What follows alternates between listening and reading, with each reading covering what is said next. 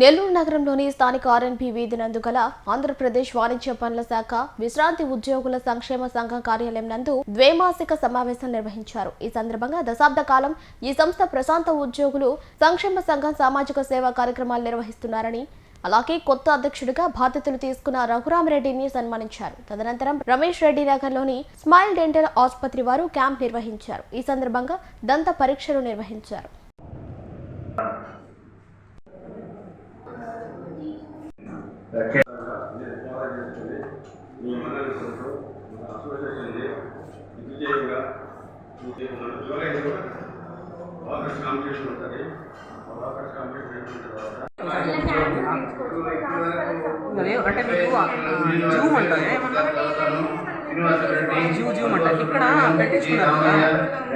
ఆంధ్రప్రదేశ్ వాణిజ్య పనుల శాఖ విశ్రాంత ఉద్యోగుల సంక్షేమ సంఘం దాదాపు 100 మంది సభ్యులను కలిగి ఉంది. 10 ఏళ్లుగా చాలా విలక్షణమైనటువంటి విస్తృతమైనటువంటి కార్యక్రమాలు చేశాం.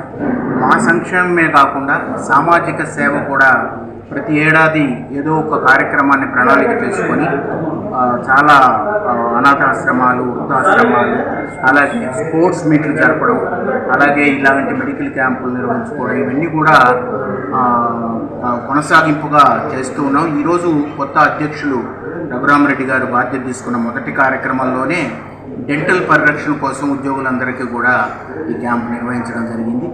ఇది ప్రతి ద్వైమాసికం 2 నెలలకు ఒకసారి ఈ గెట్ టుగెదర్ కార్యక్రమాలు జరుగుతూ ఉంటాయి.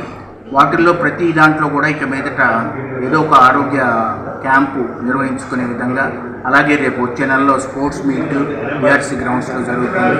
తదనంతర కార్యక్రమాలు కూడా ఇలాగే ఒక సంక్షేమం ప్లస్ ఆరోగ్యం, సమాజ సేవ అనే దృక్పథంతో జరుపుకునే విధంగా ముందుకెళ్ళాలని నిర్ణయించుకోవడం.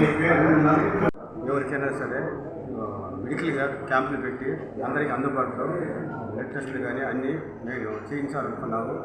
ఫ్యూచర్లో అంతకుముందు ఓల్డేజ్ హోమ్ ఆర్ఫన్స్కి చాలా సహాయం చేస్తున్నాము. ఫ్యూచర్లో కూడా మేము అందరికీ సహాయం చేయాలని అనుకుంటున్నాము. ఓల్డేజ్ హోమ్లకు వచ్చి వాళ్ళందరికీ మా అసోసియేషన్ తరఫున పేదోళ్ళకి మెయిన్ సహాయం చేయాలని అనుకుంటున్నాము. మన పిడుగు రామకృష్ణ గారు మాట్లాడుతున్నాం.